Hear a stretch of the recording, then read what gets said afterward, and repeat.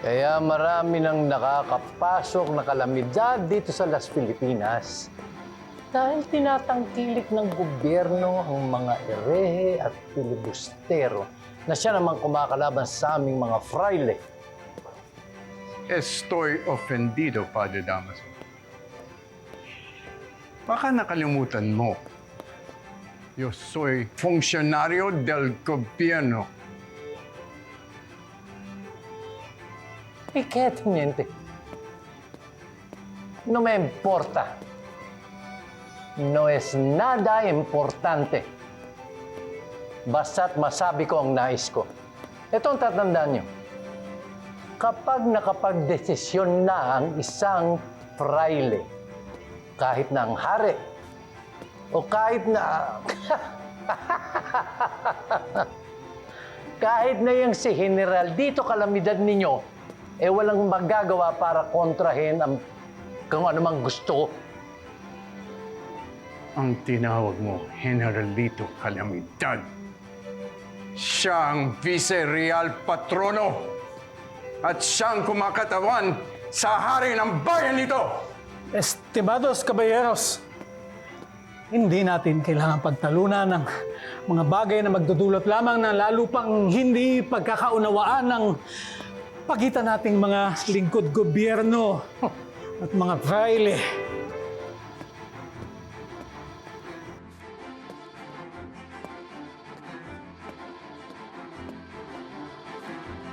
Magandang gabi sa inyo lahat.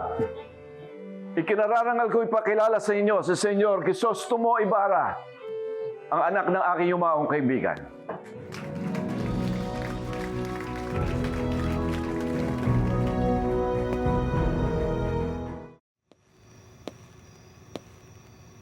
Bilisan mo yung paghuhugas. Napakamusan tayong pinakato mamaya. Bilisan mo.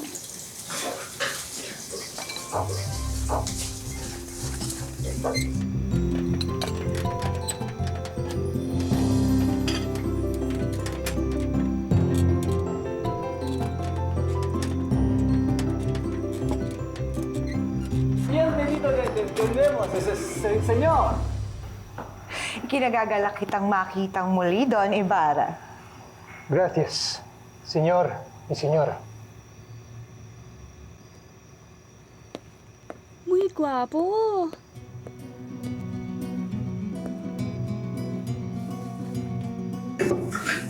Ikaw, bigay mo ko asin. Bilis! Bilis!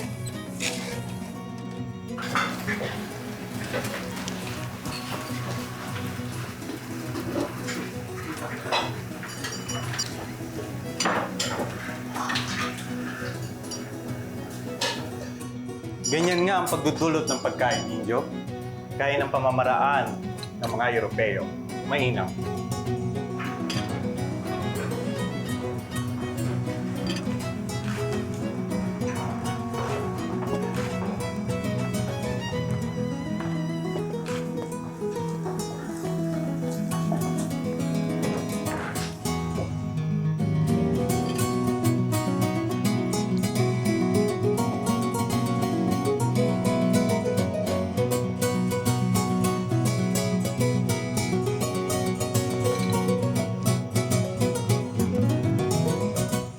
Ba nakokonsensya, Padre, na narito ang naulilang anak ni Don Rafael? Cállate la boca!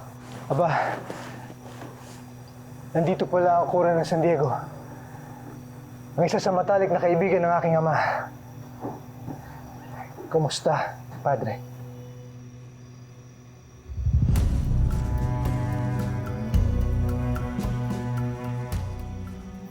Andito na si Padre Damaso. Magsisimula na ang gulo. Patawad, Padre, ngunit nagkamali ko yata ako.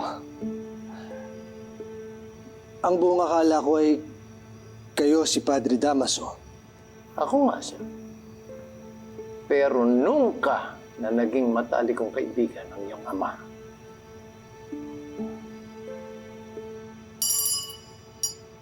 Mga minamahal na Ginoo at Binibini, mga iginagalang na senyor at senyora, nakahanda na po ang mesa para sa hapunan. Tayo na po, Padre. Padre Sibila. Tayo na.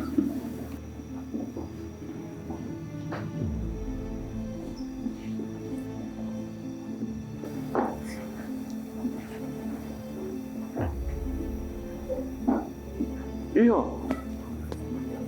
Halika na.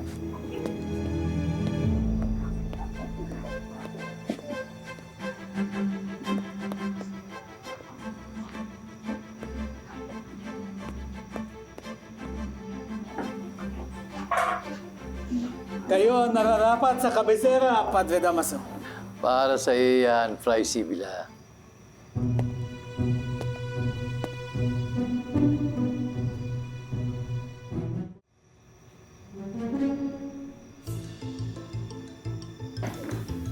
Aray ko. Ikaw, Kriada, ano't nakatangod ka riyan? Itanong mo sa kalahi mong i-check kung luto ng tinola. Pronto! Kayo na munang tumingin, Ginoo, at kakausapin ko lang ang mestiza sa sangli na ito. De acuerdo, senyor. Luto na daw ba yung tinola? Ni Bini, Sir! Parang gets ko na po kung anong ibig sabihin ng mestiza de sangre. Chinese ba ibig sabihin nun? Kasi tinawag akong inchik ng chef. Binibini, talaga bang hindi mo ako bibigyan ng katahimikan? Ano't hanggang dito ay sinusundan mo ako? Sir Ibarra, wag po kayong magalit sa akin. Dapat nga happy ka na nandito ko. Kasi kung alam mo lang, maya-maya guguluhin ka na naman ng buwisit na Padre Damaso na yun. Pero syempre, nandito ako. To the rescue. Hindi ko hahayaang mangyari yun. Syempre, tag team tayo. Huwag ka maglala, sir. Akong bahala sa'yo. Pagtatanggol kita sa kanya. ano bang kalokohan ang lumalabas sa iyong bibig? Sir, ang dami ko nang sinabi. Hindi ka pa rin naniniwala sa akin. Totoo nga lahat ng sinasabi ko. Okay, fine. Sige. Kung ayaw mong maniwala, i-dare kita. Putulin mo yung dila ko kung hindi totoo yung sinasabi ko. Sige, Ibarra.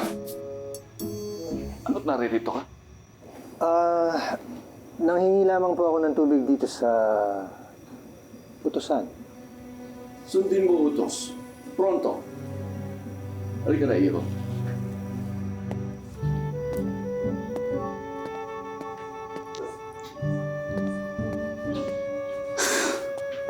Utusan.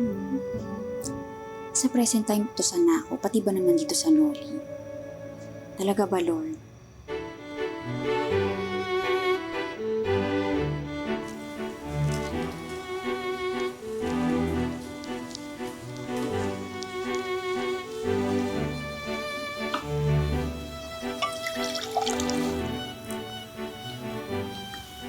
Ingat ka, sir. Ano man ang mangyari, I got your back. Mga servidor, ipasok ng sopas, madali! Nagpaluto talaga ako ng tinola para sa'yo. Batid ko matagal mo na itong hindi natitikman. Oy, ikaw, tumulong ka. No.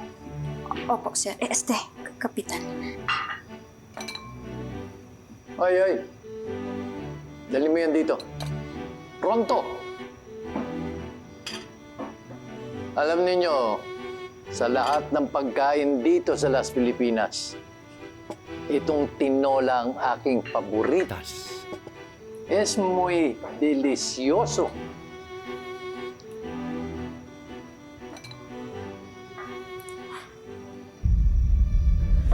Hala?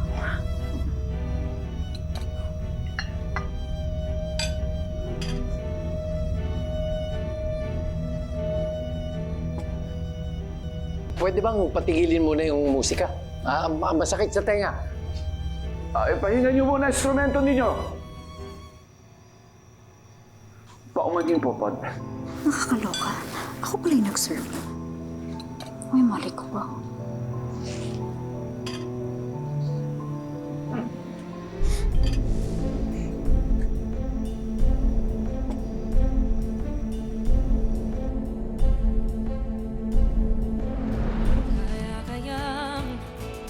Baguhin ang nakalipas. Maiiba kaya ang mangyayari bukas.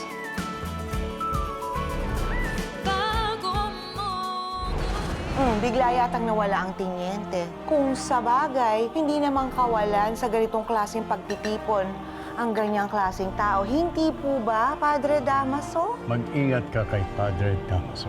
Matuto ka sana sa nangyari sa inyong ama. May nalalaman kayo tungkol sa nangyari sa aking ama? Nakalimutan na yata ako ng aking favorito. Siyempre, hindi ho. Makakalimutan ko ba ang aking pinakamamahal na ninong?